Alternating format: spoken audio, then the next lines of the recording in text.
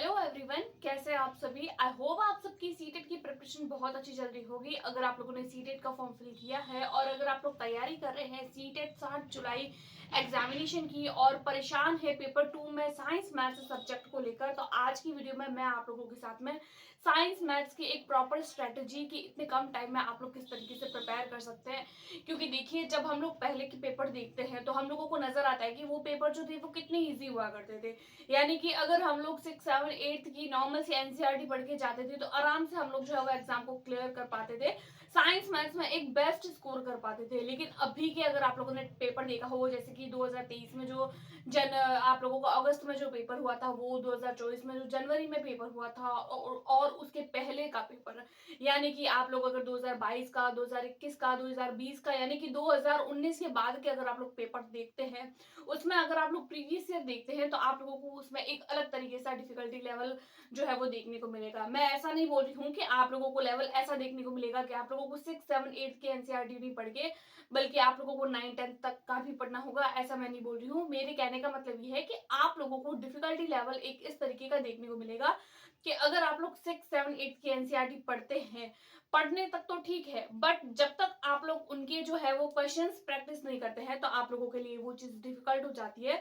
तो question practice आप लोगों को कहाँ से करनी है, किस लेवल की करनी है, किस लेवल का पढ़ना है, एग्जाम का पैटर्न क्या है और किस लेवल का आप लोग पढ़ेंगे और कितनी मेहनत आप लोगों को करनी होगी कि आप सीटेट में पेपर 2 के लिए साइंस मैथ्स में एक अच्छा स्कोर कर पाए। मैं आप लोगों को प्रीवियस ईयर के लिए एक बुक भी बताऊंगी, रेकमेंड करती हूँ। देखिए, मेरे पास में यहाँ पर ओसवाल पब्लिकेशन की बुक है, मैं आप लोगों को बताना चाहती हूँ।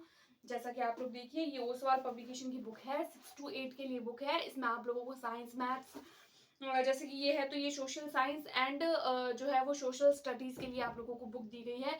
उसके अलावा अगर मैं सेकंड बुक की बात करूँ तो देखिए, ये पेपर 1 के लिए ये बुक है ओसवाल बुक की। एंड ये जो बुक है वो आप लोगों की साइंस मैथ्स, यानी कि अगर आप लोगों ने साइंस मैथ्स भर रखा है तो आप लोगों को इससे सेपरेटली आप लोगों को एक बुक मिल जाएगी 1 to 5 के लिए। और मैंने खुद ने भी इस बुक को देखा है, एनालाइज किया है। क्योंकि देखिए, कई बार क्या होता है कि प्रीवियस ईयर हम करते तो हैं, बहुत सारी बुक्स परचेज करते तो है, बट हम लोगों को वो बेनिफिट नहीं मिल पाता जो हम लोगों को एक्चुअली चाहिए। तो मैंने ओसवाल बुक्स की बुक देखी, तो मैंने सोचा क्यों ना आप लोगों को जो है वो रेकमेंड किया जाए इस बुक्स को लेकर। आप लोग देखिएगा, काफी अच्छा एक्सप्लेनेशन भी दे रखा है बुक में, यानी कि इंग्लिश मीडियम में आप लोगों को ये बुक मिल जाएगी, हिंदी मीडियम में अवेलेबल नहीं है हाल फिलहाल में। इंग्लिश मीडियम की ये बुक है। और क्योंकि कई बार क्या होता है कि हिंदी मीडियम में हम लोगों को बहुत सारे बुक्स मिल जाती है, बट इंग्लिश मीडियम में हम जैसा चाहते हैं वैसा कंटेंट हम लोगों को प्रोवाइड नहीं हो पाता है। तो इंग्लिश मीडियम की बुक है और काफी अच्छी बुक है, आप लोग देखिएगा। मैं कॉमेंट में डिस्क्रिप्शन बॉक्स में इसका लिंक भी दे दूंगी, आप लोग वहां से एक बार चेकआउट भी कर सकते हैं। ये तो हो जाती है प्रीवियस ईयर की बात। अब हम लोग देखते हैं कि सीटेट जुलाई 2024 के लिए हम लोग किस तरीके से प्रिपेयर करें, या क्या कौन सी ऐसी एक प्रॉपर स्ट्रेटेजी को फॉलो करें कि हम पेपर 2 के लिए साइंस एंड मैथ सब्जेक्ट के लिए किस तरीके से अच्छे मार्क्स जो है वो प्राप्त कर सके। क्योंकि देखिए, ये जो एग्जाम होता है, सबसे पहले तो हम लोगों को पता है कि इसके अंदर नेगेटिव मार्किंग नहीं होती है। इसका सबसे मेन जो पॉजिटिव पॉइंट है वो यही है कि इसके अंदर नेगेटिव मार्किंग हम लोगों को नहीं देखने को मिलेगी। 150 मार्क का एग्जाम होता है और 150 में से हम लोगों को 90 मार्क जो है वो पासिंग मार्क लाने होते हैं एज अ जनरल कैटेगरी। अगर हम लोग बिलोंग करते हैं तो 90 नंबर हम लोगों को लाने होते हैं, अदरवाइज हम लोग 82 पर भी पास माने जाते हैं। अगर आप लोग जनरल कैटेगरी के फॉर्म भरते हैं तो आप लोग 90 मार्क्स पासिंग मार्क लाते हैं। देखिए, 150 मार्क का ये पेपर होता है। 150 में से अगर मैं स्पेशली साइंस की बात करूं तो देखिए, साइंस में आप लोगों को 30 नंबर, एंड मैथ्स की अगर मैं बात करूं तो अगेन से 30 नंबर हो जाते हैं। 30 और 30 से 60 नंबर होते हैं, जो आप लोगों के लिए 90 नंबर लाने में बहुत ज्यादा हेल्पफुल होते हैं। तो ये अगर आप लोग 60 नंबर सिर्फ साइंस और मैथ्स में स्कोर कर जाते हैं तो आप लोगों को 90 नंबर लाना और भी ज्यादा आसान हो जाएगा। क्योंकि 60 नंबर में से अगर आप लोग यहाँ से सिर्फ 55 मार्क भी ले आते हैं, 55 मार्क भी लाते हैं, तो भी आप लोगों को यहाँ से ज्यादा मेहनत नहीं करनी पड़ेगी, आप लोग आराम से इस एग्जाम को क्लियर कर सकते हैं। क्योंकि देखिए, 90 नंबर लाने हैं और 90 नंबर ही पासिंग मार्क होते हैं। अब चाहे आप 90 लाएं, चाहे आप 130 लाएं, 140 लाएं, 145 लाएं, 150 में 150 लाएं, इसके मार्क्स आप लोगों के कोई काउंट नहीं होंगे, सिर्फ आप लोगों को सर्टिफिकेट चाहिए। तो टारगेट तो हम 130 का रखते हैं। मैं आप लोगों को प्रॉपर स्ट्रेटेजी बताऊंगी कि किस तरीके से हम कर सकते हैं और मैंने किस तरीके से किया था, राइट।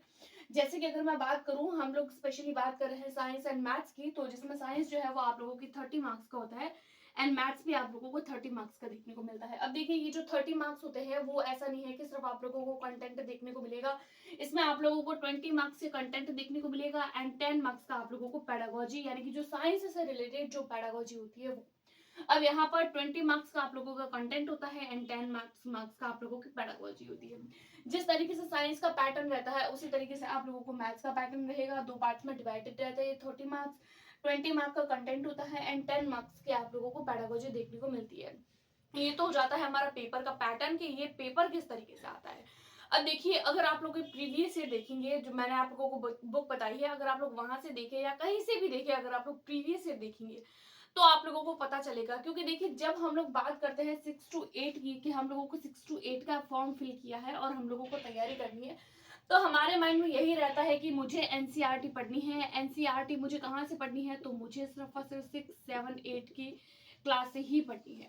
देखिए ये बात बिल्कुल ठीक है कि हम लोगों को पढ़ना तो 6, 7, 8 क्लास से ही है, लेकिन इसमें सबसे मेन ज्यादा इंपॉर्टेंट ये होता है कि हम लोग ज्यादा से ज्यादा PYQ करें। क्योंकि देखिए प्रीवियस ईयर क्वेश्चन जो होते हैं वो इस एग्जाम के लिए बहुत ज्यादा इंपॉर्टेंट होते हैं, तो आप लोग ध्यान रखें अगर आप लोगों ने सीटेट का फॉर्म भरा है।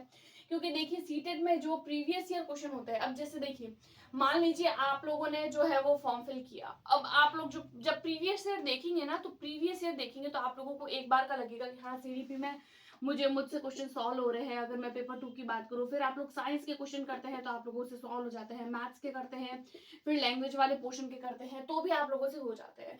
एक बार आप एक काम करिएगा, अगर आप लोगों ने पूरी अच्छे से तैयारी कर ली है तो आप लोग प्रॉपर जो है वो कोई भी प्रीवियस ईयर उठाइए और प्रॉपर अपने 2.5 घंटे के साथ में उस पेपर को देने की कोशिश करिए। आप लोग देखेंगे कि कई बार क्या होता है कि पेपर इतना लेंथी आ जाता है कि टाइम मैनेजमेंट करना हम लोगों के लिए बहुत मुश्किल हो जाता है। 150 क्वेश्चन होते हैं एंड आप लोगों को 150 मिनट्स का ही टाइम मिलता है। 150 मिनट्स में 150 क्वेश्चन करना पॉसिबल नहीं हो पाता है, क्योंकि आप लोगों के जो सीडीपी के क्वेश्चन होते हैं वो इतने लेंथी होते हैं कि क्वेश्चन पढ़ते हैं, फिर ऑप्शन पढ़ते हैं, क्वेश्चन और ऑप्शन में ही 3 से 4 मिनट लग जाते हैं।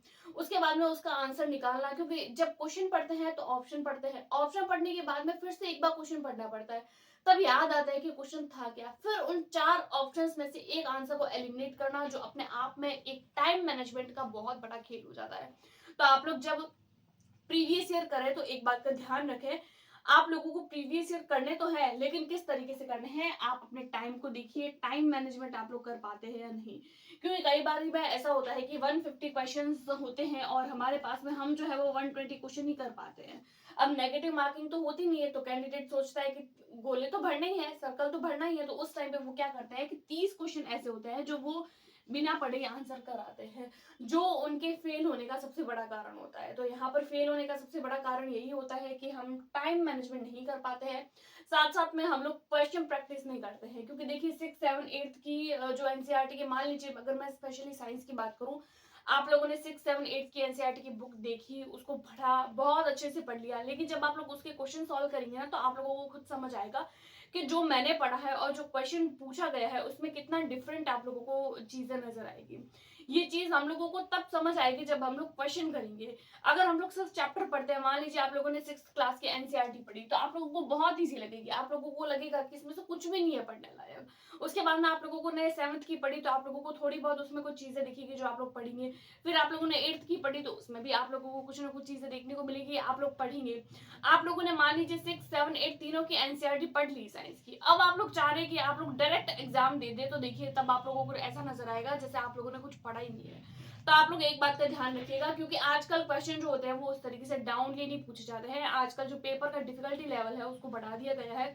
क्वेश्चन तो 6, 7, 8 की एनसीईआरटी से ही होता है, फैक्चुअल बेस्ड क्वेश्चन नहीं होता है। क्योंकि देखिए जब आप लोग 2019 से पहले के पेपर देखेंगे तो आप लोगों को एक चीज समझ आएगी, जैसे आप लोगों को डायरेक्ट पूछ लिया। जैसे कि मैं अगर नॉर्मली बात करूं, जैसे कि नींबू का मान लीजिए पीएच पूछ लिया, या फिर पीएच स्केल के बारे में पूछ लिया, या फिर आप लोगों को जो है वो ऐसा क्वेश्चन पूछ लिया कि विटामिन ए की कमी से कौन सा रोग होता है, विटामिन बी की कमी से, तो आप डायरेक्ट बता सकते हैं कि विटामिन ए की कमी से रतौंधी होता है, विटामिन बी की कमी से बेरी बेरी होता है, विटामिन सी की कमी से स्कर्वी होता है।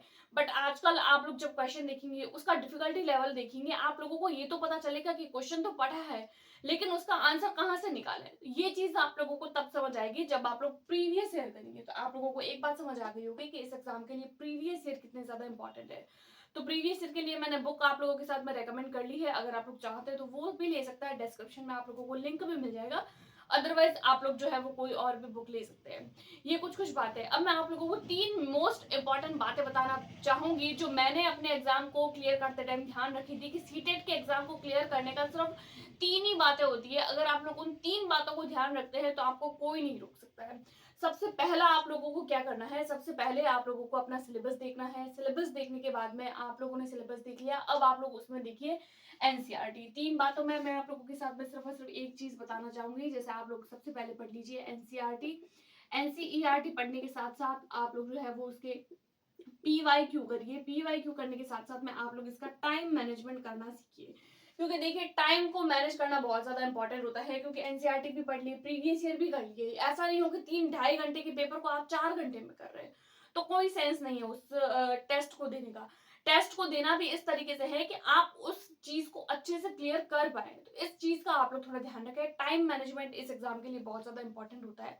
तो ये कुछ बातें थी, क्योंकि मैंने भी मेरे एग्जाम को क्लियर करते टाइम इन्हीं बातों का ध्यान रखा था। मैंने भी टाइम मैनेजमेंट देखा था, प्रीवियस ईयर किया था, साथ साथ में एनसीईआरटी बुक्स पढ़ी थी 6, 7, 8 की। और अगर आप लोग पेपर 1 के लिए कर रहे हैं तो पेपर 1 के लिए आप लोगों को 1 to 5 का टीचर बनाया जाएगा। तो 1 to 5 के लिए आप लोग जितने भी बुक्स है वो देख सकते हैं। जैसे ईवीएस के लिए आप लोग 3rd, 4 एंड 5th की ईवीएस की बुक देख सकते हैं। अब जब आप लोग ईवीएस के क्वेश्चन करेंगे तो आप लोगों को पता चलेगा कि ईवीएस के साथ साथ में आप लोगों की साइंस भी इंक्लूड कर ली है, जिसमें आप लोगों को 6, 7 और 8th क्लास के कुछ टॉपिक देखने को मिलेंगे। जैसे कि ईवीएस में आप लोगों को सोलर सिस्टम पूछ लिया जाएगा, जो आप लोगों को 5th क्लास की बुक में बहुत कम मिलेगा या नहीं के बराबर मिलेगा, लेकिन आप लोगों को 8th क्लास की बुक में बहुत अच्छे से मिलेगा। फिर आपको समझ आएगा कि 6, 7, 8 की साइंस की बुक पढ़ना भी कितना ज्यादा इंपॉर्टेंट है। तो ये आप लोगों को समझना होगा। पेपर 1 दे रहे हैं तो भी आप लोगों को अपना थोड़ा सा डिफिकल्टी लेवल बढ़ाना होगा, अपने लेवल को पढ़ने के तरीके को थोड़ा सा हाई करना होगा साथ साथ में। क्योंकि देखिए अब पेपर ऐसा नहीं रहा है कि डायरेक्ट आप लोगों को फैक्चुअल क्वेश्चन पूछ लिए जाते हैं। अब आप लोगों से क्वेश्चन जो होते हैं वो थोड़े से घुमा के पूछ लिए जाते हैं। साथ ही साथ अगर मैं मैथ्स की बात करूं पेपर 2 के लिए, तो देखिए पेपर 2 में भी ऐसा ही होता है। अगर आप लोग पेपर 2 दे रहे हैं तो आप लोगों को 6, 7, 8 की एनसीईआरटी की बुक्स पढ़नी है। बुक्स पढ़ने के साथ साथ में आप लोगों को क्वेश्चन करने हैं। जितने ज्यादा आप लोग मैथ्स के क्वेश्चन प्रैक्टिस करेंगे उतने ज्यादा आप लोगों की एनसीईआरटी क्लियर होगी। क्योंकि जब तक आप क्वेश्चन प्रैक्टिस नहीं करेंगे तब तक आप लोगों को सब इजी लगेगा। ऐसा ही लगेगा कि आप लोगों को सब कुछ आ रहा है, आप लोगों ने सब कुछ पढ़ लिया है। बल्कि जब आप लोग क्वेश्चन करेंगे ना, अब देखिए जैसे कि अगर मैं साइंस की बात करूं तो साइंस में आप लोगों को 6, 7, 8 में से वैसे तो लगभग 90% सिलेबस आप लोगों को देखने को मिल जाएगा। बट कुछ एक ऐसे टॉपिक होते हैं, 1 से 2 टॉपिक आप लोगों को ऐसे दिखेंगे जो आप लोगों को 9th और 10th भी कवर करने होंगे। लेकिन मैथ्स के लिए मैं आप लोगों को 9, 10th की बुक रेकमेंड कभी नहीं करूंगी कि आप लोग 9, 10th की बुक भी एनसीईआरटी की पढ़िए। और सीटेट के लिए पेपर 2 के लिए, क्योंकि 9, 10th का कोर्स बहुत ज्यादा हाई लेवल का होता है और इतना हाई लेवल हम लोगों के मैथ्स में नहीं पूछा जाता है। लेवल हाई होता है, थोड़ा सा आप लोगों को कॉम्प्लिकेशंस क्वेश्चंस में ज्यादा देखने को मिलेंगे, बट इतने नहीं दिखेंगे कि आप लोगों को 9, 10th भी पढ़नी पड़े। तो ये कुछ बातें हो जाती है, आप लोग ध्यान रखिए। सिलेबस को देखिए, प्रॉपर सिलेबस के क्या पूछा गया है, प्रीवियस ईयर देखिए कि क्या सिलेबस में है, क्या पूछा गया है और कैसा क्वेश्चन बन रहा है, उसके हिसाब से अपनी तैयारी करिए। और जब आप लोग पढ़ रहे हैं ना तो पढ़ते टाइम एक बात का ध्यान रखिए कि आप लोगों को जो है वो अपने साथ साथ में हैंड रिटन नोट्स भी बनाने हैं। हैंड रिटन नोट्स बना रहे हैं या फिर तो अच्छी बात है, और अगर नहीं बना रहे आप अपने हैंड रिटन नोट्स तो एक बात का ध्यान रखिए, आप लोग 1 लाइनर क्वेश्चन बना लीजिए अपने। मान लीजिए आप लोगों ने 6th क्लास की एनसीईआरटी पढ़ी, तो एनसीईआरटी पढ़ने के बाद में आप लोग देखिए कि इसमें कौन सी ऐसी चीज है जो आप लोगों को डिफिकल्ट लग रही है या प्रीवियस ईयर में पूछी गई है, तो आप लोग उसको एक नोटबुक में आराम से नोट कर लीजिए। जब आप लोग नोट करेंगे ना तो वो आप लोगों को जो है वो रिवीजन करने में हेल्प करेगी। तो रिवीजन बहुत ज्यादा जरूरी है। तो कुछ बातें हो जाती है, सिलेबस देखना एज पर सिलेबस, सिलेबस के आउट ऑफ सिलेबस कुछ नहीं पढ़ना है, एनसीईआरटी पढ़नी है और रिवीजन करना है, मल्टीपल टाइम रिवीजन करना है, प्रीवियस ईयर करने हैं एंड टाइम मैनेजमेंट करना है। ये 5 बातें हैं, अगर आप लोग इन बातों का ध्यान रखते हैं तो आपको सीटेट के एग्जाम को क्लियर करने में कोई नहीं रोक सकता। क्योंकि कई बार भी ऐसा होता है कि 90 मार्क लाने होते हैं और कैंडिडेट 89 पर आके रुक जाते हैं, जो हमारे लिए बहुत बड़ी दुखदायी बात होती है। तो ऐसा काम न करें। सीटेट के लिए अगर आप लोग सीरियस एस्पिरेंट है तो मेरी बताई हुई बातों को ध्यान रखें, क्योंकि मैंने भी मेरे एग्जाम को क्लियर करते टाइम इन्हीं बातों का ध्यान रखा था। तो ये कुछ बातें थी, कुछ सजेशन था। अगर आप लोगों को वीडियो पसंद आई है तो अपने दोस्तों के साथ में शेयर करें, वीडियो को लाइक करें और चैनल को अभी तक सब्सक्राइब नहीं किया तो सब्सक्राइब जरूर करें। Thanks for watching.